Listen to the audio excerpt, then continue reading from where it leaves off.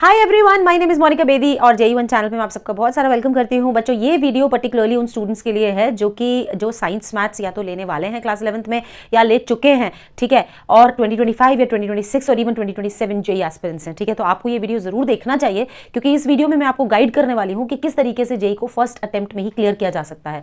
क्योंकि हम लोग इतने सारे बच्चों को पढ़ा चुके हैं और हम ये जानते हैं कि हर वो बच्चा जो कि साइंस मैथ्स चुनता है क्लास 11th में, कहीं ना कहीं उसका ड्रीम होता है कि वो इंडिया के टॉप कॉलेजेस से अपनी जो टेक्निकल डिग्री है, अपना जो ग्रेजुएशन है उसको पूरा करें, जिसमें से हो सकते हैं IITs या NITs। अब यदि आप IITs और NITs से अपना ग्रेजुएशन पूरा करना चाहते हो तो let me remind you of one thing कि आप अकेले नहीं हो जो ऐसा करना चाहते हो। व्हाट आई मीन टू से इज कि competition is very very high. ऐसे बहुत सारे लोग हैं जो ये करना चाहते हैं और ये एक रेस है, और इस रेस को अगर आप फर्स्ट अटेम्प्ट में ही जीतना चाहते हो तो आपको बहुत ज्यादा इंपॉर्टेंट रहेगा डिसिप्लिन में रहना, हाईली मोटिवेटेड रहना, पॉजिटिव रहना और भी बहुत सारी बातें जो कि अगर आप सही समय पे जान लो तो आप JEE एग्जाम को फर्स्ट अटेम्प्ट में ही क्रैक कर सकते हो, ठीक है। मैं सबसे पहले बता दूं कि ये जो JEE की परीक्षा होती है ये दो फेजेस में ली जाती है। पहले आपका JEE मेंस लिया जाता है, फिर एडवांस लिया जाता है। JEE मेंस की अगर आप कट ऑफ क्लियर करते हो आप एडवांस के लिए एलिजिबल हो जाते हो, ठीक है। बट एडवांस के लिए प्रिपेयर करने के लिए आपको बहुत ज्यादा समय नहीं मिलता। मतलब मेंस जो जिसके कि 2 सेशंस होते हैं, पहला जनवरी में और दूसरा अप्रैल में,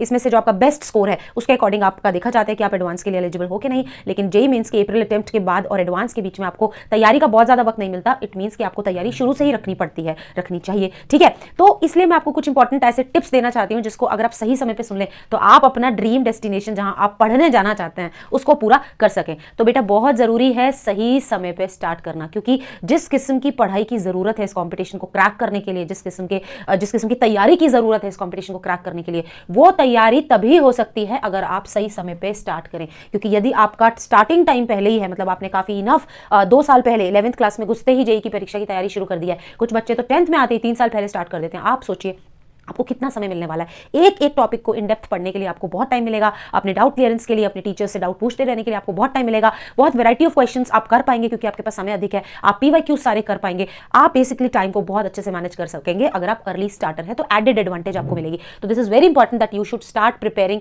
एट द राइट टाइम अगर आप एक ट्रू JEE एस्पिरेंट है। उसके बाद मैं बोलूंगी कि यार ऐसा नहीं है कि आपको बस पता लग गया कि आप JEE की तैयारी कर रहे हैं और आपने किताबें फैला ली और डूब गए एक ही पर्टिकुलर टॉपिक की डेप्थ में। बेटा सिलेबस कन्फाइंड होता है कि अपने कमरे में सिलेबस को चिपका लो। लगभग आपकी 80-90 टोटल यूनिट्स होती हैं फिजिक्स केमिस्ट्री मैथ्स को मिलाकर के। आपको हर यूनिट में ये जब भी किसी यूनिट को स्टार्ट करो उसका सिलेबस देखो एक बारी कि आपसे क्या एक्सपेक्ट किया जा रहा है। ये नहीं कि आप बिल्कुल फॉरेन ऑथर्स की किताबों में किसी एक ही टॉपिक का इतना रिसर्च मार रहे हो कि भैया JEE का एग्जाम है, मेरे को क्रैक करना है, मैं तो बिल्कुल अंदर तक आज ही PhD करके छोड़ूंगा। ये आपका गलत डायरेक्शन हो सकता है। तो अपने सिलेबस को ठीक से समझिए, और सिलेबस को ठीक से समझने के लिए आपको किसी ना किसी अच्छे टीचर को फॉलो करना पड़ेगा जो कि आपको अपने एक्सपीरियंस की वजह से ये बता सकेगा कि बेटा सही से करना है। दूसरा, खुद पढ़ रहे हैं तो सिलेबस को सामने देखिए कि इन्होंने क्या आपसे पूछा है। आपको PhD नहीं करनी है, आपको सिर्फ JEE का एग्जाम क्रैक करना है। तो इसलिए आपको एक सही स्पीड बनाए रखने के लिए, टाइम पे चैप्टर्स को खत्म करने के लिए हर चैप्टर को उतना ही टाइम देना है जितना वो डिजर्व करता है, उससे अधिक नहीं। अगली चीज है keep in mind the weightage.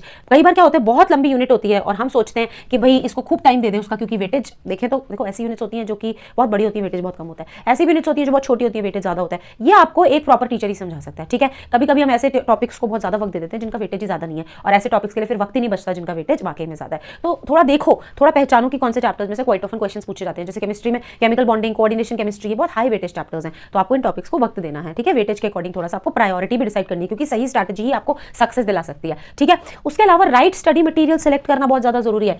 अब जिस तरीके से हम देख रहे हैं कि अगर JEE मेंस की परीक्षा देखें तो वो पूरी की पूरी क्या होती जा रही है, NCERT अलाइंड होती जा रही है। तो केमिस्ट्री के लिए तो मैं ये बोलूंगी कि NCERT करना बहुत ज्यादा जरूरी है। अगर आपके पास सही समय है, मतलब पूरा टाइम है आपके पास, आप अर्ली स्टार्टर है, अपने टाइम पे स्टार्ट ले लिया है, तो उस केस में आप NCERT का हर स्टेटमेंट इस तरीके से पढ़ें कि अगर आपसे रैंडमली कोई NCERT की कोई बात कहे तो आपके दिमाग में वो पन्ना भी झलक जाना चाहिए जिसपे वो बात लिखी है। इतनी बार NCERT पढ़ने के लिए टाइम तो चाहिए होगा, और इसीलिए मैं आपको बोल रही हूँ कि अर्ली स्टार्ट करो। और इस वीडियो को एंड तक जरूर देखना, क्योंकि अगर इस वीडियो को आप ढंग से देख लेते हो और ये सारे पॉइंट्स अपने जहन में उतार लेते हो, आपको कोई नहीं रोक सकता इस एग्जाम को क्रैक करने के लिए। बट हाँ, सुनना पड़ेगा अच्छे से। अब राइट स्टडी मटेरियल में मैं आपको ये भी बोलूंगी कि जैसे केमिस्ट्री में तो खैर आपको NCERT पूरी करनी ही है, साथ ही साथ जैसे फिजिक्स है, फिजिक्स में आप HC वर्मा कर सकते हो, हेलिडे रेसनिक एंड वॉल्कर कर सकते हो, DC पांडे कर सकते हो, ईरोडोव कर सकते हो, ठीक है, फ्रिडमैन कर सकते हो, ये किताबें फिजिक्स के लिए। मैथ्स में आप RD शर्मा ऑब्जेक्टिव मैथ्स कर सकते हो, SN लोनी प्लेन ट्रिग्नोमेट्री वगैरह की भी किताब है, एलिमेंट्स ऑफ कोऑर्डिनेट ज्योमेट्री कर सकते हो, TMH complete mathematics for JEE main कर सकते हो, अदास गुप्ता प्रॉब्लम्स प्लस इन IIT मैथमेटिक्स कर सकते हो।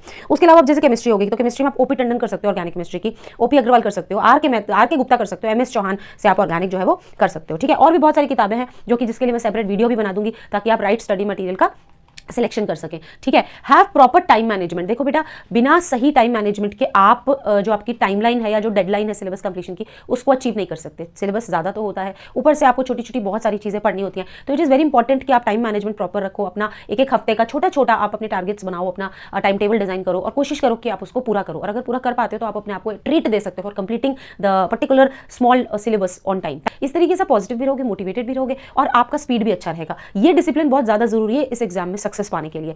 अगली चीज मैं बोलूंगी, रिवीजन बहुत ज्यादा इंपॉर्टेंट है बेटा, बहुत ज्यादा इंपॉर्टेंट है रिवीजन, क्योंकि क्या होता है ना कि ह्यूमन ब्रेन में एक इक्विलिब्रियम होता है। आप नया सीखते जाते हो ना तो पुराना आप भूलते चले जाते हो। तो आप पुरानी चीजों को जब तक बार बार रिवीजन नहीं करोगे, बार बार से उनको रिवाइज नहीं करोगे, तो ये चीजें धीरे धीरे दिमाग से निकलती जाएंगी और आपका किया कराया सिलेबस खराब हो सकता है, की कराई चैप्टर्स खराब हो सकते हैं। इसके लिए आप चाहे तो एक ऐसा तरीका आजमा लो कि भाई आप एक दिन का 1 घंटा या 2 घंटा रिवीजन का रखें, या फिर आप ऐसा भी कर सकते हैं कि आपने न्यू सिलेबस किया, बीच में कोई 1 या 2 दिन प्लान करो कि अब तक मैंने जितना किया था मैं रिवाइज करूंगा। वो कुछ भी हो सकता है, कोई भी पुराने किए हुए एक यूनिट तीनों सब्जेक्ट के चुन लो आप, और आप बोलो कि आज के दिन में वो रिवाइज करूंगा, और एक दिन में नहीं खत्म होता तो जितने दिन में खत्म होता है उतने दिन लग जाए, but revision is must and multiple revisions जो है वो मस्ट है, ठीक है।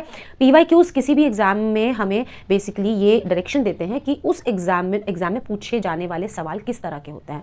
बेसिकली जो पेपर सेटर होते हैं उनका रुझान किन सवालों की तरफ है, उसका आइडिया हमें पीवाईक्यूज। तो पीवाईक्यूज हमारे सबसे इंपॉर्टेंट हथियार होते हैं किसी भी कॉम्पिटेटिव एग्जाम को जीतने के लिए, क्रैक करने के लिए। तो पीवाईक्यूज जरूर करने हैं, और चाहे मेंस की तैयारी कर रहे हैं, एडवांस की तैयारी कर रहे हैं, आपको पीवाईक्यूज बहुत अच्छे से करने हैं। पीवाईक्यूज करते करते आपको खुद को पता लगने लगेगा कि भाई कितना मेरा सिलेबस अच्छे से हो पा रहा है, ठीक है। तो ये वो सारे पॉइंट्स। और एट लास्ट में एक चीज़ और बोलूंगी बेटा कि आपको क्या करना है, आपको अपना मेंटल हेल्थ का बहुत ध्यान रखना है, क्योंकि बच्चे जो होते हैं वो बहुत जल्दी डीमोटिवेटेड हो जाते हैं।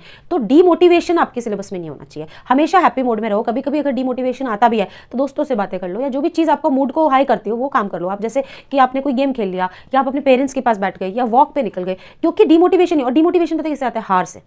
हारेंगे आप नहीं अगर आप सारे पॉइंट्स को अच्छे से फॉलो करेंगे, रिवीजन करते रहेंगे, प्रैक्टिस करते रहेंगे। एक बहुत मेजर गलती जो बच्चे करते हैं वो ये करते हैं कि वो कंटेंट पूरा करते जाते हैं, प्रैक्टिस को किनारे कर देते हैं। वो नहीं करना। आपका चैप्टर कंप्लीटेड ही तब माना जाएगा अगर आपने उस पर sufficient number of questions practice किए हुए हो। आपका रिवीजन भी कंप्लीटेड तभी माना जाएगा कि अगर आपने क्विक नोट्स बना लिए हैं, शॉर्ट नोट्स बना लिए, आप उनको रिवाइज करके कोई 40-50 क्वेश्चन का सेट उस पर अटेम्प्ट करते हैं। जितने सारे नए सवालों का एक्सपोजर और जितने ज्यादा पीवाईक्यूज आपको करने आप में आएंगे, उतना ही आपको सक्सेस नजदीक नजर आएगी। तो ये एग्जाम मुश्किल जरूर है, इंपॉसिबल नहीं है। जो बच्चे इन सारी चीजों का ध्यान रखते हुए समय से स्टार्ट लेते हैं, ठीक है, डिसिप्लिन से पढ़ाई करते हैं, पॉजिटिव एटीट्यूड से पढ़ाई करते हैं, मोटिवेटेड रहते हैं, ठीक है, वही वो बच्चे हैं जो फाइनली हमें आईआईटीज में हंसते हुए चेहरों के साथ नजर आते हैं। तो विद दैट ये वीडियो मैं एंड करना चाहूंगी, लेकिन उससे पहले ये भी बताऊंगी कि बेटा इस बार के जो रिजल्ट आया है उसमें हमारे 800 परसेंटाइलर्स आए हैं, जो कि मजाक नहीं है, ठीक है। और ये रिजल्ट वक्त के साथ बढ़ेगा ही, क्योंकि टीम में जज्बा है, बच्चों में जज्बा है, तो रिजल्ट तो बढ़ेगा ही बढ़ेगा, ठीक है। साथ ही साथ मैं ऐड ऑन करना चाहूंगी फिनाले एक्स बैच जो भी चल रहा है फॉर आपका JEE mains as well as advance 2024। अगर आप इसको ज्वाइन करते हैं तो डेफिनेटली आपका फायदा होगा, क्योंकि इस बैच में से सबसे ज्यादा रैंक्स की उम्मीद हम कर रहे हैं। बहुत एफर्ट हम लगा रहे हैं और बच्चे भी लगा रहे हैं, ठीक है। और उसके अलावा प्रिडिक्टर पेपर रीलोडेड, जिसमें से सबसे ज्यादा क्वेश्चन बन के आते हैं, इनको देखिए। इसमें हम बहुत सारी प्रैक्टिस आपको कराते हैं, हैंड पिक्ड क्वेश्चंस, ऐसे क्वेश्चंस जिनको पूछे जाने का इंटरेस्ट बहुत ज्यादा है पेपर सेक्टर में। तो उसी तरीके के सवालों से भरे होते हैं ये पेपर्स, तो इनको आप जरूर करें अपने अटेम्प्ट के लिए, जो भी अपकमिंग अटेम्प्ट है। उसके आगे मैं बोलूंगी कि यदि आप 12th क्लास में भी आए हो और आपको लग रहा है आपकी 11th वेस्ट हो गई है, तो आप विश्वास बैच ज्वाइन करो 2025 के लिए। उसमें हम 11th पे काम कर रहे हैं और फिर हम 12th स्टार्ट कर रहे हैं। उसके अलावा जितना भी फ्री कंटेंट है वो जेईई 1 एप्लीकेशन पे आपको मिलेगा, तो ये एप्लीकेशन आपके मोबाइल में जरूर होनी चाहिए। इसमें आपको पूरा फ्री कंटेंट अवेलेबल हो जाएगा। वीडियो को लाइक एंड शेयर जरूर करना बच्चों। मैं मिलती रहूंगी आपसे। वीडियो के कमेंट सेक्शन में आप मुझे बता सकते हैं कि व्हाट इज योर रिक्वायरमेंट, आप किस चीज़ पे गाइडेंस लेना चाहते हैं। बेटा अगर एक शिक्षक जो होता है वो सच्चे मन से, अच्छे मन से, नाइस इंटेंट से अपने बच्चों को गाइड करता है और बच्चे बहुत अच्छे मन से मेहनत करते हैं, तो बच्चे सफलता जरूर पाते हैं बेटा। With that I would like to से I love you all and video को लाइक एंड शेयर जरूर करना। Bye bye.